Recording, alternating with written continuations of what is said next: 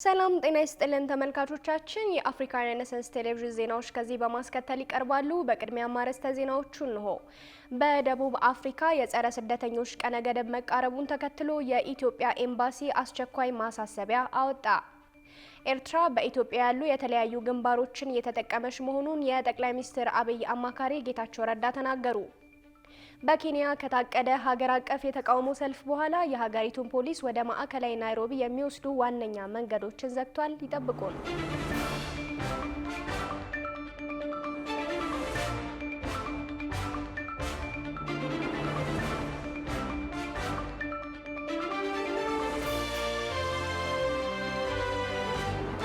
ተመልካቾቻችን በያላችሁበት የዓለም ጥግ ሰላምታችን ይድረስ። ይህ የአፍሪካ ሬኔሳንስ ቴሌቪዥን የዜና ሰዓት ነው። የተመራረጡ ዜናዎቻችንን ወደ እናንተ እናደርሳለን። አብራችሁ እንድትሆኑ የሚጋብዛችሁ ጽዮን ላይ ኩን ነኝ።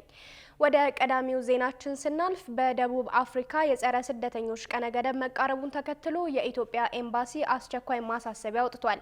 ጸረ ስደተኞች ቡድኖች የውጭ ዜጎች ሀገሪቱን ለቀው እንዲወጡ የሰጡት ቀነ ገደብ ሰኔ 23 ይጠናቀቃል። አብሳላት ቴዎድሮስ ተጨማሪ አላት።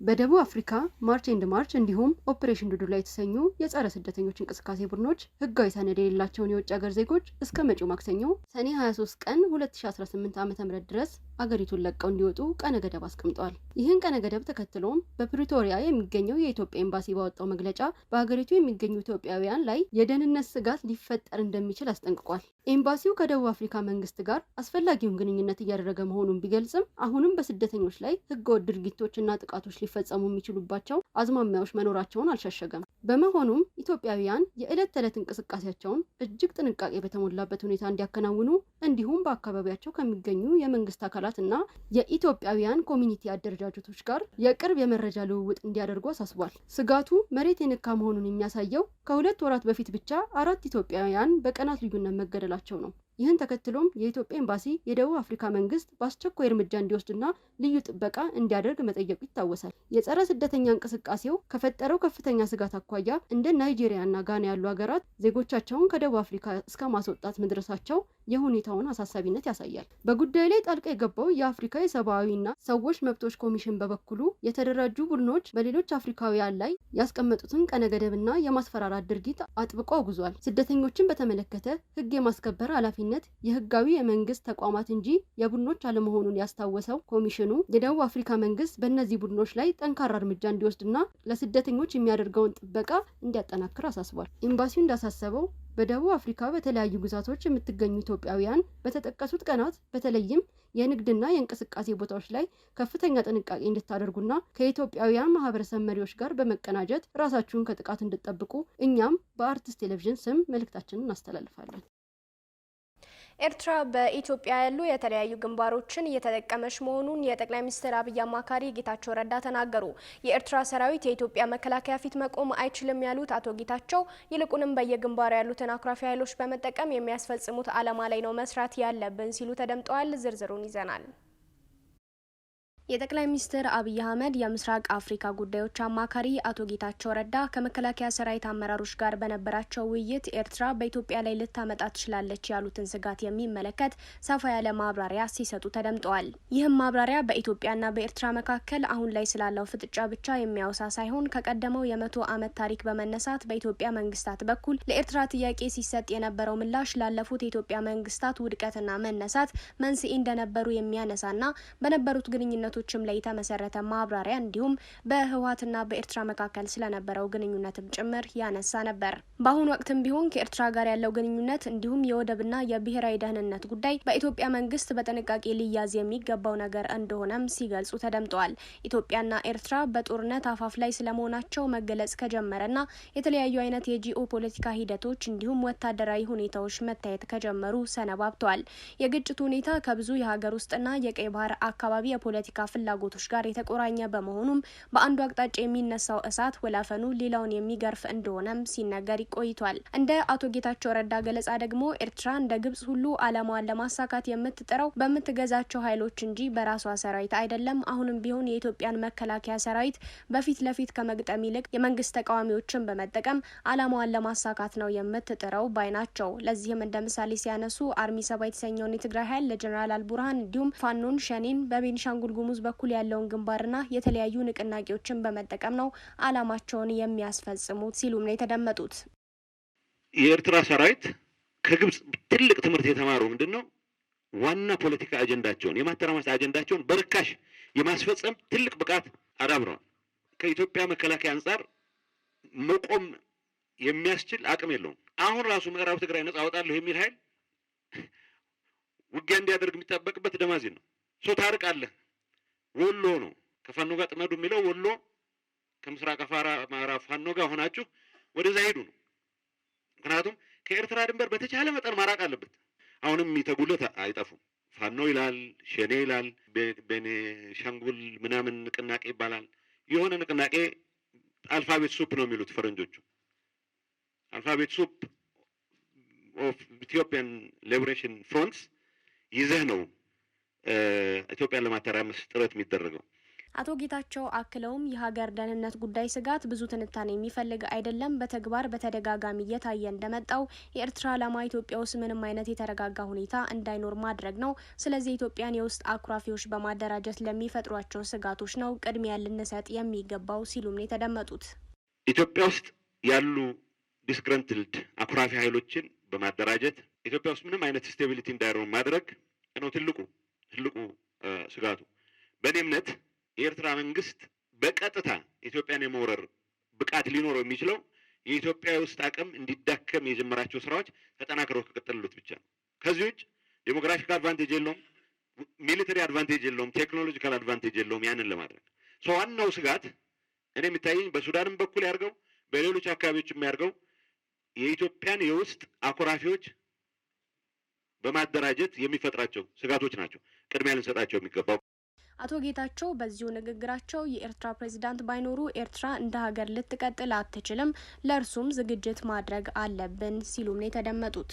እኔ በኔ በግል እምነት ፕሬዝዳንት ኢሳያስ ከሄዱ በኋላ ኤርትራ እንደ ሀገር አይቀጥልም፣ ሊቀጥል አይችልም። ምንም ማቴሪያል የለውም ሀገርነት ለመቀጠል የሚያስችል የቀረው ማቴሪያል የለም።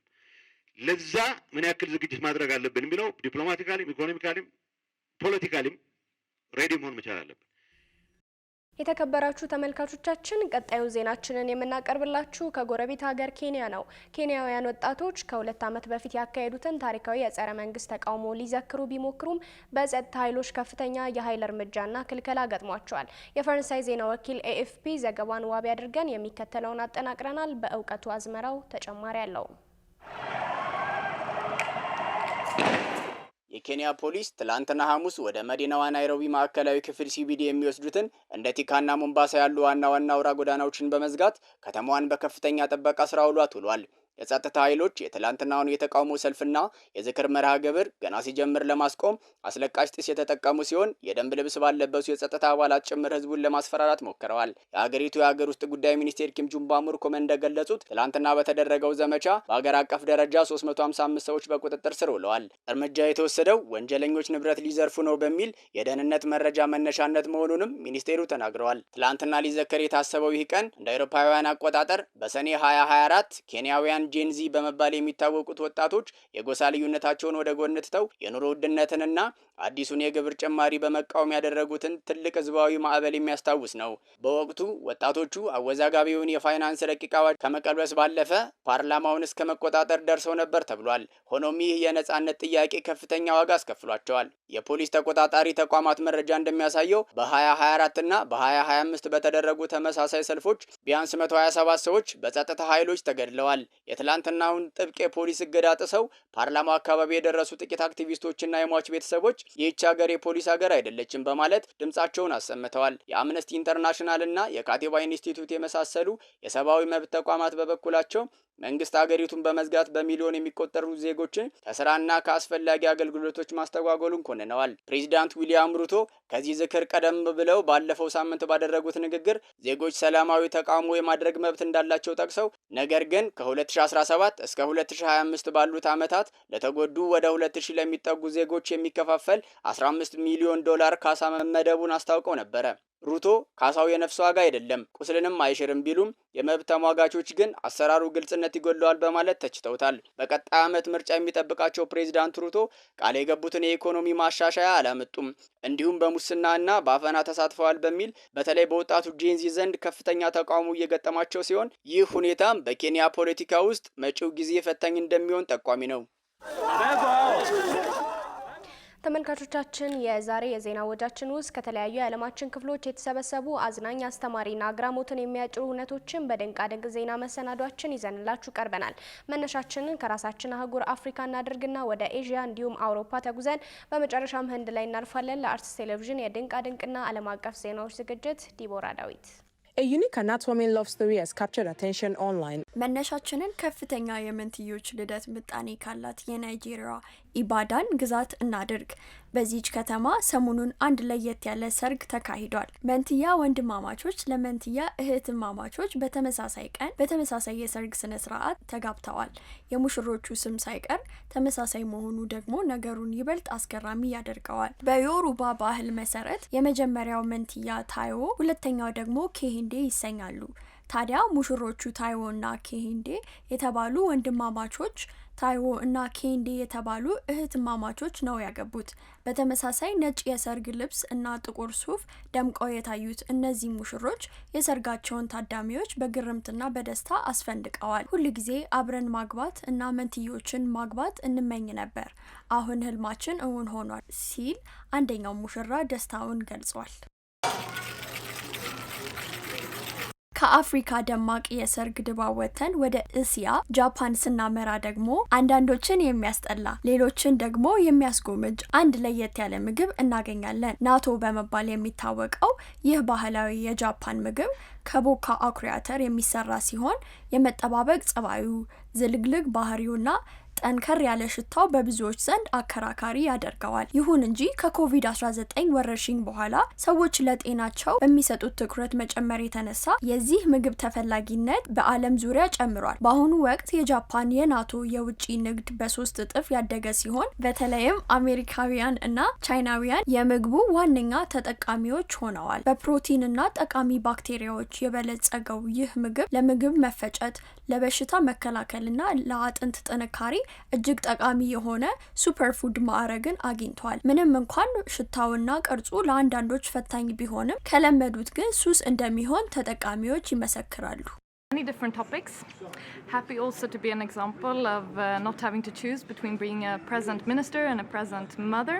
አሁን ደግሞ የፖለቲካው መድረክ ላይ እናትነትን በኩራት ወደ አሳየችው አውሮፓዊት እናምራ። የስዊድን የአካባቢ ጥበቃ ሚኒስትር የሆኑት የ30 ዓመቷ ሮሚና ፑርሞክታሪ በሉክዘምበርግ በተካሄደው የአውሮፓ ህብረት የሚኒስትሮች ስብሰባ ላይ የ3 ወር ህፃን ልጃቸውን አዳምን አቅፈው በመገኘት ታሪክ ሰርተዋል። ይህ ድርጊታቸው ስኬታማ ሚኒስትር እና ጥሩ እናት ለመሆን አንዱን መምረጥ ግዴታ አይደለም የሚል ጠንካራ መልእክት አስተላልፏል። ሚኒስትሯ ልጃቸውን ደረታቸው ላይ አዝለው ስብሰባውን ሲከታተሉ የስፔንና የፈረንሳይ አቻዎቻቸው አድናቆታቸውን ከመግለጽ ባለፈ ለህፃኑ ስጦታዎችን አበርክተውለታል። ይህ ክስተት ሴቶች በስራ ቦታቸውና በእናትነት ኃላፊነታቸው መካከል ያለውን ሚዛን ለመጠበቅ የሚያደርጉትን ጥረት ለማበረታታት ትልቅ አርአያ ሆኗል።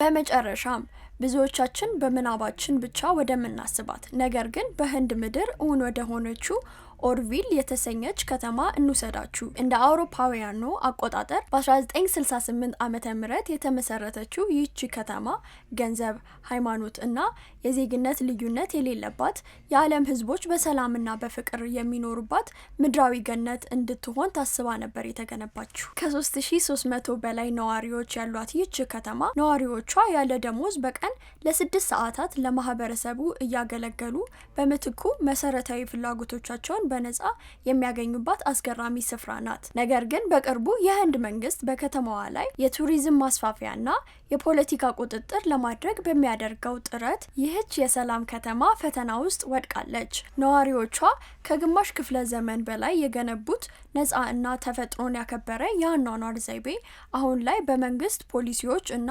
በዘመናዊነት ጫና ስር ወድቆ የህልውና አደጋ ተጋርጦበታል።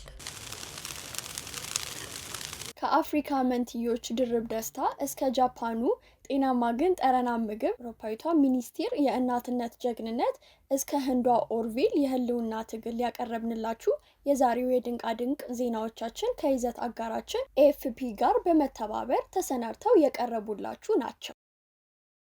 ወደ ተመልካቾቻችን የኢትዮጵያ ብሔራዊ ምርጫ ቦርድ የሰባተኛውን ጠቅላላ ምርጫ አጠቃላይ ውጤት ይፋ ማድረጉ ይታወሳል። ይስሐቅ እንድሪስ የተመራረጡ ጉዳዮችን እንደሚከተለው ያቀርባቸዋል። የኢፌዴሪ ሕገ መንግሥት አንቀጽ 38 የመምረጥ እና የመመረጥ መብትን ይደነግጋል። እኛም ዕለታዊ የምርጫ ነክ ጉዳዮች የሚቀርቡበት የዘገባ መሰናዷችንን አርትስ 38 ብለነዋል። ይህ የምርጫ ዘገባ በአርትስ ቴሌቪዥን የገቨርናንስ ዴስክ ተዘጋጅቶ የሚቀርብላችሁ ነው። የትብብር ለኢትዮጵያ አንድነት ፓርቲ ፕሬዚደንት አቶ አብርሃም ጌጡ የምክር ቤት ወንበር ያገኙ እጩዎችን አትገቡም ማለትም ሆነ የዲሲፕሊን እርምጃ መውሰድ በምክር ቤቱ አልተመከረበትም ሲሉ ገለጹ።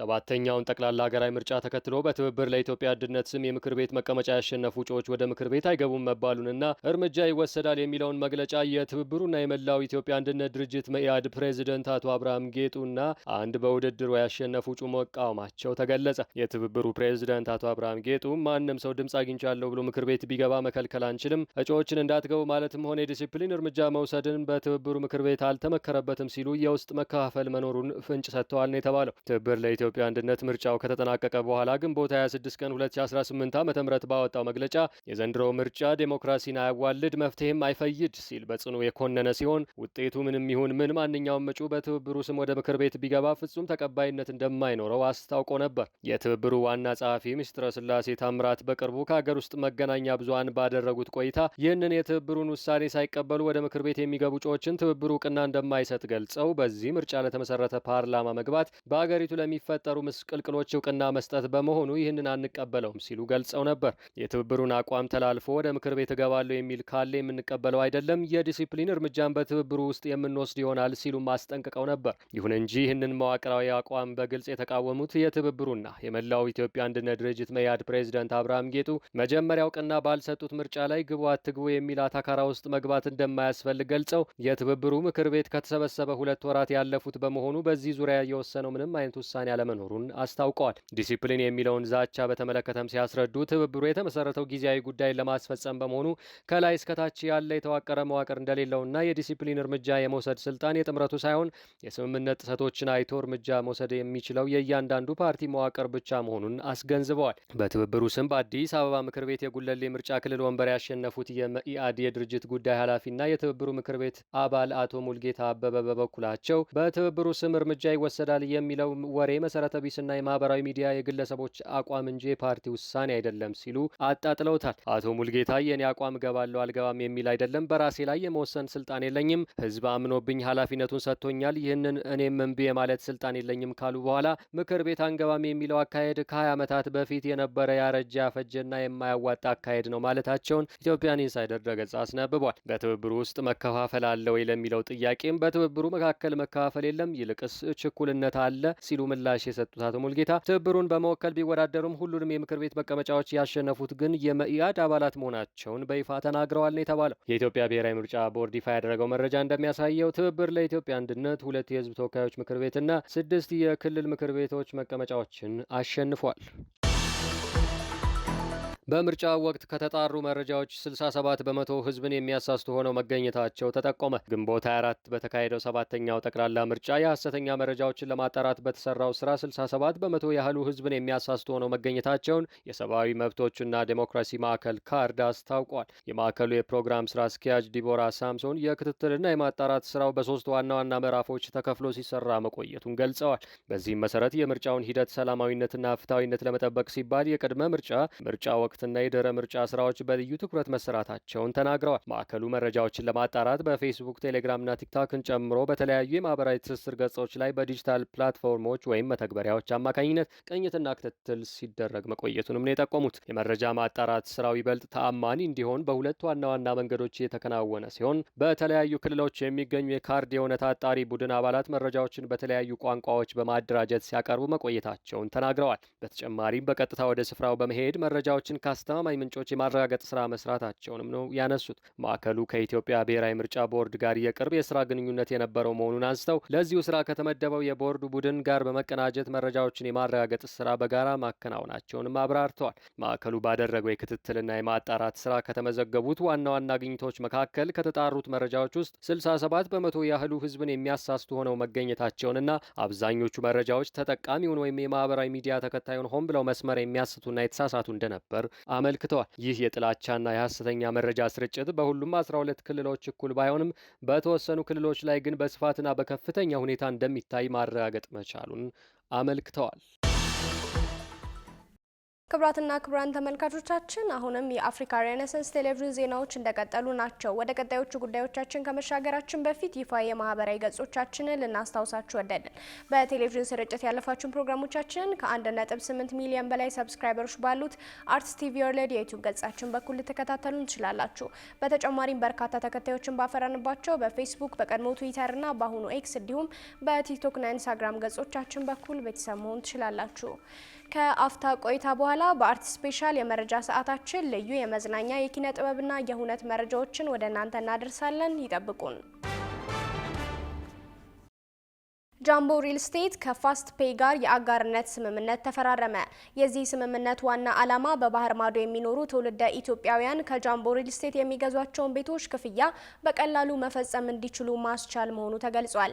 የጃምቦ ሪል ስቴት ተወካዮች በፊርማ ስነ ስርዓቱ ላይ እንደገለጹት ይህ ስምምነት የተቋሙን የክፍያ አማራጮች ይበልጥ ተደራሽና ቀልጣፋ ለማድረግ ትልቅ አቅም ይፈጥራል ብለዋል። የፋስት ፔይ መስራችና የቴክኖሎጂ ኃላፊ አቶ ሙቱማ በበኩላቸው አጋርነቱ በውጭ ሀገር የሚኖሩ ዲያስፖራዎች ለገዟቸው ቤቶች አስተማማኝ የክፍያ ስርዓት የሚፈጥር መሆኑን ገልጸው በቀጣይም ከተቋሙ ጋር በዘርፈ ብዙ ስራዎች ላይ በጋራ እንደሚሰሩ አስታውቀዋል። ይህ በእንዲህ እንዳለ ጃምቦ ሪል ስቴት በሰሜን አሜሪካ የሚዘጋጀውን የኢትዮጵያውያን የስፖርት ፌስቲቫል የፕላቲኒየም ደረጃ ስፖንሰር መሆኑን አክሎ ይፋ አድርጓል። ኦሜጋ ብድርና ቁጠባ ያገለገሉ መኪኖችን ለሚገዙ የብድር አገልግሎት መስጠት እንደጀመረ አስታወቀ። በ2017 ዓ.ም የተቋቋመው ኦሜጋ ብድርና ቁጠባ ህብረት ስራ ማህበር የአዳዲስ መኪኖች ዋጋ መጨመሩን ተከትሎ ያገለገሉ መኪኖችን መግዛት ለሚሹ አባላቱ አዲስ የብድር አማራጭ ማዘጋጀቱን ገልጿል። ከዚህ በተጨማሪም የመኖሪያ ቤት መግዣ፣ መስሪያና ማደሻ ብድር እንዲሁም ለንግድ ስራ ማከፋፈያ የሚውል የበጀት አቅርቦት ማመቻቸቱን ገልጿል። ኦሜጋ ብድርና ቁጠባ ማህበር ከዚህ ቀደም የኤሌክትሪክ መኪና ግዢ ለመፈጸም ብድር በመውሰዱና ተገቢውን ቁጠባ ሲያከናውኑ ለነበሩ አባላቱ በዛሬው ዕለት መኪኖችን ያስረከበ ሲሆን በዋጋ ንረት ምክንያት የነበረውን መዘግየትም ከደንበኞቹ ጋር በመግባባት መፍታቱን ጠቅሷል። በዚህ የመኪና ማስረከብ ስነ ስርዓት ላይ የማህበሩ አባላት ሆነው ብድር የወሰዱና ለመውሰድ የተዘጋጁ በብድር ሂደት ወቅት የገጠሟቸውን ችግሮች ካሉና የአሰራር ሁኔታው ላይና መሰል ጉዳዮች ላይ ከቦርዱ አባላት ጋር ምክክር አድርገዋል። ከዚህ ቀደም ከማህበሩ ብድር የወሰዱ አባላትም ልምዳቸውን አካፍለዋል። በኢትዮጵያ የጉዞና የቱሪዝም ዘርፍን በዲጂታል ቴክኖሎጂ ለማዘመን የተዘጋጀው ዛጎል የተሰኘው የኦንላይን የጉዞ መተግበሪያ ተመረቀ። ይህ በአይነቱ ልዩ የሆነው መተግበሪያ የሀገር ውስጥና ዓለም አቀፍ ተጓዦች የአውሮፕላን ጉዞዎችን፣ የጉዞ እቅዶችን በአንድ ቦታ በፍጥነት እንዲያከናውኑ ያስችላል ተብሏል። የተቋሙ የደንበኞች አገልግሎት ማኔጀር የሆኑት ወይዘሮ ሙና ሱልጣን እንደገለጹት መተግበሪያው ደንበኞች ካሉበት ሆነው ያለምንም እንግልት የጉዞ ፍላጎቶቻቸውን በአጭር ጊዜ ውስጥ እንዲያሳኩ የሚያስችል አስተማማኝ አጋር ነውም ብለዋል። ይህ አዲስ መተግበሪያ የሀገሪቱን የዲጂታል ትራንስፎርሜሽን ጉዞ ወደ ላቀ ደረጃ የሚያሸጋግር ሲሆን የአውሮፕላን ጉዞዎችን በቀላሉ በኦንላይን ማስተናገድ የሚያስችላቸው ዘመናዊ መድረክ መሆኑን ተጠቁሟል። ለአጠቃቀም ቀላል ሆኖ የተሰራው ይህ መተግበሪያ ሁሉንም የጉዞ ፍላጎቶች በአንድ መተግበሪያ ስር ማሟላት የሚችል ሲሆን በተለይም ለተጠቃሚዎች ምቾት ሲባል አገልግሎቱን በ7 የተለያዩ ቋንቋዎች ተደራሽነት እንዳለው ተመላክቷል። ክቡራን ተመልካቾቻችን አሁን ሰዓቱ በየሳምንቱ ወደ እናንተ የሚደርሰው አርት ስፔሻል ልዩ የመዝናኛ የኪነ ጥበብና የሁነት መረጃዎች ነው። ልዩ መረጃዎቹ በባልደረባችን ናቲማናዬ ወደ እናንተ ይደርሳሉ። ከመረጃዎቹ ጋር መልካም ቆይታ።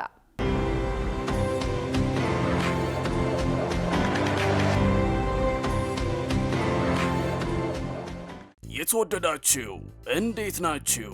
ይህ አርት ስፔሻል ነው። ዋና ጉዳዮች ወጣቷ ድምፃዊት የመጀመሪያ ሙዚቃ አልበሟን ለአድማጮች አቀረበች። በር የሌለው ቤት የተሰኘ አዲስ ተውኔት ለእይታ ሊበቃ ነው። እነዚህንና ሌሎችንም የአርት ስፔሻል የኪነትና ኩነት መረጃዎችን እንነግራችኋለን። አብራችሁን ሆኑ። ግን ተኩዬ የተሰኙ ነጠላ ሙዚቃዎችን ለአድማጮች ያቀረበችው ወጣቷ ድምፃዊት ቤተልሔም ሸረፈዲን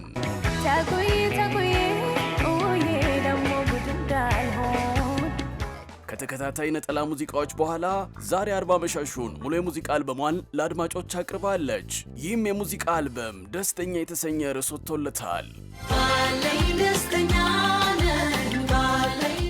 ተገኘ፣ አካልዬ፣ እንዴት፣ ቻው፣ ባለቤት የተሰኙ ርዕስ የተሰጣቸው ሙዚቃዎች በአልበም ውስጥ ተካተዋል። አልበሙን ፕሮዲስ ያደረጉት የሙዚቃ ግጥም ደራሲው ናትናኤል ግርማቸውና የሙዚቃ አቀናባሪው ታምሩ አማረ ናቸው። አልበሙ በኩራ ስትሪም በኩል ለአድማጮች ቀርበዋል። በር የሌለው ቤት የተሰኘ ተውኔት ለተመልካች ሊቀርብ ነው። ተውኔቱ በደራሲና አዘጋጅ ቡርሃን አልሃሚን ተደርሶ የተዘጋጀ ነው። በተውኔቱ ላይ ሀና ጌትነት፣ ፋሲካ ለገሰ፣ ታዳጊው ተዋናይ ዳግም ተዘራ በትወና ተሳትፈውበታል። ተውኔቱ በሀምሌት ኢንተርቴይንመንት ፕሮዲስ የተደረገ ሲሆን ቅዳሜ ሰኔ 20 ቀን 2018 ዓ.ም ከቀኑ 11 ሰዓት ጀምሮ በኢትዮጵያ ብሔራዊ ቲያትር ቤት በድምቀት ይከፈታል ተብሏል። አዘጋጆቹም ተውኔቱን ከዓመት በላይ በተለያዩ ተስፋ አስቆራጭ መንገዶች አልፈን እንደ አምላክ ፍቃድ ለመድረክ ለማብቃት ዝግጅታችንን ጨርሰናል። ይህን ቲያትር መጥታችሁ አይታችሁ የተሰማችሁ እንድትገልጹልን የአክብሮት ግብዣችን ነው ብለዋል።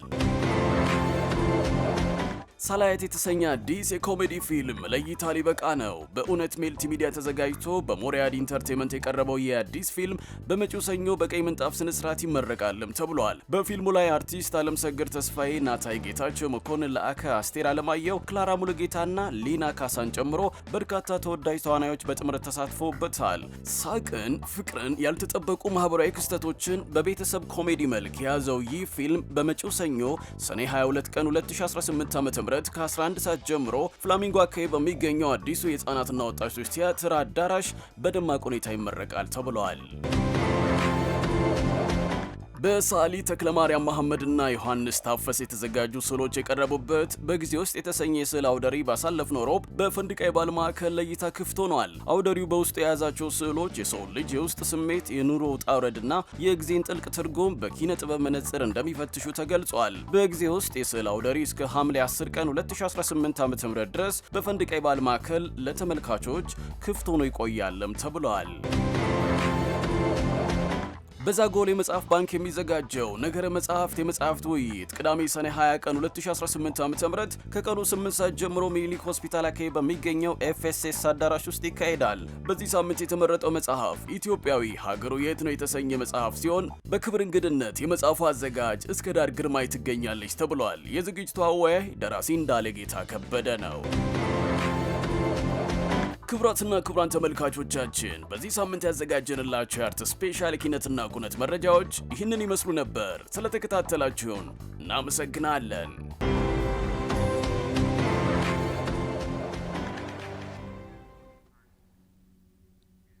ተመልካቾቻችን ከመዝናኛ መረጃዎቻችን መለስ ስንል በቀጣይ የምናመራው ከሀገር ውስጥና ከውጭ የተመራረጡ ስፖርታዊ መረጃዎችን ወደ እናንተ ወደምናደርስበት ዝግጅት ነው። ስፖርታዊ መረጃዎቹን ባልደረባችን ዮናስ ግርማ ይዞ ይጠብቃችኋል። ከመረጃዎቹ ጋር መልካም ቆይታ።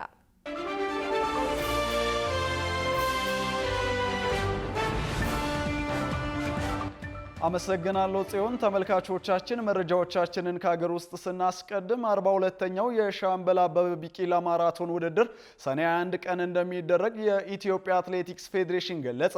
የኢትዮጵያ አትሌቲክስ ፌዴሬሽን በዓመት ውስጥ ከሚያከናውናቸው ዋነኛ ውድድሮች መካከል የሆነውና የዓመቱ መጨረሻ ውድድር የሆነው 42ኛው የሻምበል አበበ ቢቂላ መታሰቢያ ማራቶን ውድድር የፊታችን እሁድ የሲዳማ ክልል መዲና በሆነችው ሐዋሳ ከተማም ይደረጋል። ይደረጋል። በዚህ ውድድር በሴትም በወንድም ከ323 በላይ ተወዳዳሪ አትሌቶች የሚሳተፉ ሲሆን በውድድሩ በሁለቱም ጾታ አሸናፊ ለሚሆኑት አትሌቶች 50 ሺህ ብር እንደሚበረከትላቸውና ከአንደኛ እስከ 8ኛን ደረጃን ይዘው ለሚያጠናቅቁ አትሌቶች እንደየደረጃቸው የገንዘብ ሽልማት ተዘጋጅቶላቸዋል ተብሏል። በሌላ በኩል በአንጋፋ አትሌቶች አሸናፊ ለሚሆኑ ተወዳዳሪዎችም 12 ሺህ ብር እንደሚሸልምና በአጠቃላይ ለዚህ ውድድር ስራ ማስኬጃ ከ6 ሚሊዮን ብር በላይ እንደመደበ የኢትዮጵያ አትሌቲክስ ፌዴሬሽን በሰጠው ጋዜጣዊ መግለጫም አሳውቋል። ውድድሩም የፊታችን እሁድ ሰኔ 21 ከማለዳ ጀምሮ በሐዋሳ ከተማ ይደረጋል። የ26ቱ የዓለም ዋንጫ የምድብ ጨዋታዎችን እያገባደደ ሲሆን ዛሬም ወሳኝ ጨዋታዎችን ያስተናግዳል። አስቀድመው ማለፋቸውን ያረጋገጡት ኖርዌይና ፈረንሳይ የሚያደርጉትን ተጠባቂ ጨዋታ ጨምሮ ወደ ቀጣዩ ዙር ለማለፍ ወሳኝ የሆኑ ጨዋታዎችም ይደረጉበታል። ጌታውን አበበ በዝርዝር ተመልክቶታል።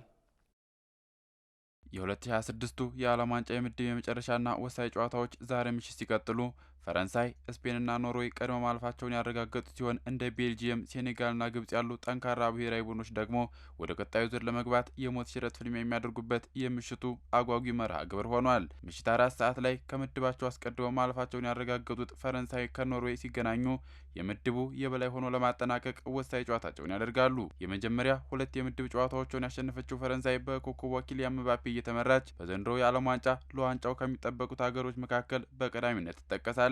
ኖርዌይ በበኩሏ በተመሳሳይ የመጀመሪያ የምድብ 2 ጨዋታዎችን በድል የተወጣች ሲሆን በዚሁ ዓለም ዋንጫ የደመቀውን ኤርሊንግ ሃላንድን ጨምሮ እንደ ማርቲን ኦዴጋርድ የመሳሰሉ ከዋክብቶችን የያዘችው ኖርዌይ አስገራሚ እንቅስቃሴ እያስመለከተች ትገኛለች። በዚሁ ምድብ የአፍሪካዋ ተወካይ ሴኔጋል ከኢራቅ የምድብ የመጨረሻ ጨዋታዋን የምታደርግ ሲሆን የታራንጋ አንበሶቹ በዓለም ዋንጫው እስካሁን ምንም አይነት ውጤት ያላስመዘገቡ ሲሆን በዚህም ከምድቡ የማለፍ ዕድላቸው የጠበበ ሆኗል። በምሽቱ መርሃ ግብር ሴኔጋል ኢራቅን አሸንፈው ምናልባትም ምርጥ 3ኛ ሆነው ለማለፍ ያላቸውን እድል ለመጠበቅ ይገደዳሉ። በሌላ ጨዋታ የዓለም ዋንጫው ክስተት የሆነችው የአፍሪካዋ ተወካይ ኬፕ ቨርዴ በታሪኳ ለመጀመሪያ ጊዜ ወደ ቀጣዩ ዙር ለመግባት ከሳውዲ አረቢያ ለሊት 9 ሰዓት ላይ ጨዋታዋን ታደርጋለች። የደሴቲቱ ሀገር ኬፕ ቨርዴ በ2026 ዓለም ዋንጫ መላው ዓለምን ስታስገርም በተለይ ለዋንጫ ከምትጠበቀው ስፔንና ከኡራጓይ አቻ መለያየቷ በመድረኩ ያስመዘገበችው ትልቁ ውጤቷ ነው። በተመሳሳይ በዚሁ ምድብ ሳትጠበቅ በኬፕ ቨርዲ ነጥብ የጣለችው ስፔን ከጠንካራዋ ኡራጓይ ጋር የምትገናኝ ሲሆን በምሽቱ ጨዋታ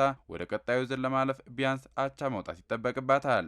ጠንካራ ፍክክር እየተደረገበት የሚገኘው ይኸው ምድብ ስፔን በ4 ነጥብ ቀዳሚ ስትሆን ኬፕ ቨርዲና ኡራጓይ በተመሳሳይ 2 ነጥብ በመያዝ ሲከተሏት ሳውዲ አረቢያ 1 ነጥብ በመያዝ የምድቡ ግርጌ ላይ ትገኛለች። የዓለም ዋንጫ የምድብ 7 የመጨረሻ ጨዋታዎች ቀጥለው ሲደረጉ ግብጽ ከኢራን፣ ኒውዚላንድ ከቤልጂየም ንጋት 12 ሰዓት ላይ ወሳኝ መርሃ ግብራቸውን ያከናውናሉ። በ23ኛው የዓለም ዋንጫ የምድብ 5ና ምድብ 6 ጨዋታዎች ወደ ቀጣዩ ዙር ያለፉትን ብሔራዊ ቡድኖች ሲያሳውቅ ኮትዲቯር፣ ኢኳዶር፣ ጀርመን፣ ኔዘርላንድ፣ ጃፓንና ስዊድን ቀጣዩን ዙር መቀላቀላቸውን አረጋግጠዋል። ይህን ውጤት ተከትሎም ኮትዲቯር ኩራካውን በማሸነፍ በታሪኳ ለመጀመሪያ ጊዜ ወደ ቀጣዩ ዙር የማጣሪያ ጨዋታ በ6 ነጥብ የምድብ 5 2ኛ ደረጃን በመያዝ ነው ማለፏን ያረጋገጠችው። በሌላ በኩል ኢኳዶር ጠንካራዋን ጀርመንን ያሸነፈችበት ጨዋታ ሲሆን ውጤቱን ተከትሎ ኢኳዶር ወደ ቀጣዩ 32ቱ የማጣሪያ ጨዋታ ማለፏን አረጋግጣለች። ኢኳዶር በምድብ 5 በ4 ነጥብ 3ኛ ደረጃን በመያዝ ካለፉት ምርጥ 3ኛ ቡድኖች አንዷ በመሆን ለቀጣዩ ዙር ስትበቃ ጀርመን ምንም እንኳን በዚህ ጨዋታ ብትሸነፍም በ6 ነጥብ በግብ ክፍያ ምድቡን በአንደኝነት አጠናቃለች። ይህ ድል ለኢኳዶር በዓለም ዋንጫ ታሪኳ ከ2006 በኋላ ለመጀመሪያ ጊዜ ወደ ጥሎ ማለፍ ያለፈችበት ትልቅ ስኬት ሆኖ ተመዝግቧል። ኔዘርላንድ ቱኒዚያን በማሸነፍ ቀጣዩን ዙር በበላይነት መቀላቀሏን ስታረጋግጥ በተመሳሳይ በዚሁ ምድብ ጃፓንና ስዊድን ጥሎ ማለፉን የተቀላቀሉ ብሔራዊ ቡድኖች መሆን ችለዋል። ተመልካቾቻችን ከዚሁ ከዓለም ዋንጫ ዜናዎቻችን ወጣ ስንል ክለቦች የቡድን ስብስቦቻቸውን ለማጠናከር በዝውውር ገበያው ላይ እንቅስቃሴ እያደረጉ ይገኛሉ። እኛም በዛሬው ዕለት የተሰሙ ትኩስ የዝውውር መረጃዎችን እንደሚከተለው ዳሰናል። ተከታትለን እንመለስ። በአሁኑ ወቅት በእግር ኳሱ ዓለም የክለቦች ውድድር ተጠናቆ አይኖች ሁሉ በሰሜን አሜሪካ እየተደገሰ በሚገኘው የዓለም ዋንጫ ላይ ሆነዋል። ታዲያ በዚህ መሃል ግን ክለቦች ለቀጣዩ የውድድር ዘመን ቡድናቸውን ለማጠናከር በዝውውር ገበያው ላይ እንቅስቃሴ እያደረጉ ይገኛሉ። ዛሬ ከተሰሙት የዝውውር መረጃዎች መካከል ማንቸስተር ሲቲ ኤሊዮት አንደርሰንን ክብረ ወሰን በሆነ ዋጋ ለማስፈረም ከስምምነት መድረሱም ይገኝበታል።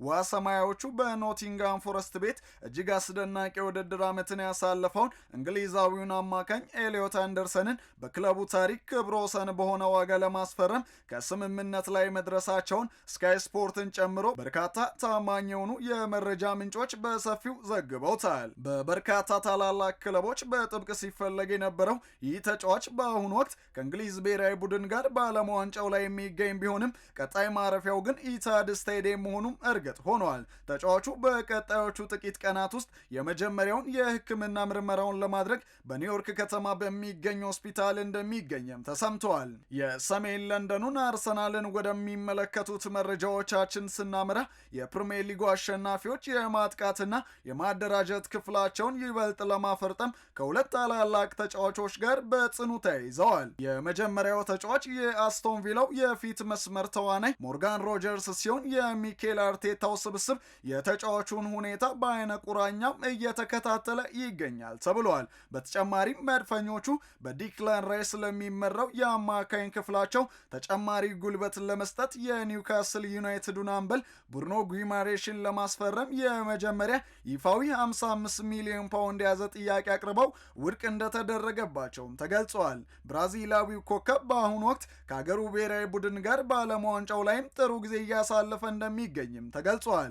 ኒውካስሎች አምበላቸውን በቀላሉ ይለቃሉ ተብሎ ባይጠበቅም አርሰናሎች ግን ያላቸውን የሻምፒዮንነት ክብር ተጠቅመው በድጋሚ እድላቸውን እስከ መጨረሻው ለመሞከር የተሻሻለ የዝውውር ገንዘብ ለማቅረብ መዘጋጀታቸውንም ለንደን ኢቭኒንግ ስታንዳርድ ዘግበዋል። በሌላ በኩል በዝውውር ገበያው ላይ እስካሁን ከብራዚላዊ አማካኝ ኤደርሰን ውጪ ሌላ አዲስ ተጫዋች ለማስፈረም ከስምምነት ያልደረሱት ማንቸስተር ዩናይትዶች አሁንም የአማካኝ ክፍላቸውን ለማጠናከር በዝውውር ገበያው ላይ እየተንቀሳቀሱ ይገኛል። ይህንንም የአማካኝ ክፍተታቸውን ለመቅረፍ የሳንድሮ ቶናሊንና የማቲያስ ፈርናንዴስን ዝውውር ለማሳካትም እየተንቀሳቀሱ ነው ተብሏል። ሆኖም ግን ዩናይትዶች በእነዚህ ተጫዋቾች ዝውውር ላይ ፍጹም ጥንቃቄ ማድረግ እንዳለባቸውም እየተሰማ ይገኛል። ምክንያቱ ደግሞ በአዲሱ አሰልጣኛቸው ሮቤርቶ ዴዘርቤ ስር በአዲስ መነቃቃት ላይ የሚገኙት ቶተናሞች ሁለቱንም ተጫዋቾች ከቀይ ሰይጣናቱ መዳፍ ለመንጠቅ ከጀርባ ብርቱ ፉክክር እያደረጉ እንዳለም እየተሰማ ይገኛል። የዓለም ዋንጫው ፍልሚያ እየተፋፋመ ባለበት በዚህ ወቅት ከትዕይንቱ ጀርባ ያለው የክለቦች የዝውውር ገበያ ትኩሳትም በቀጣዮቹ ቀናት ይበልጥ ተጠናክሮ እንደሚቀጥልም ይጠበቃል። ክቡራትና ክቡራን ተመልካቾቻችን በእኔ በኩል ያስኳቸውን ስፖርታዊ መረጃዎች አጠናቀቅ ያለው ዮናስ ግርማ ነበርኩኝ። መልካም ቆይታ።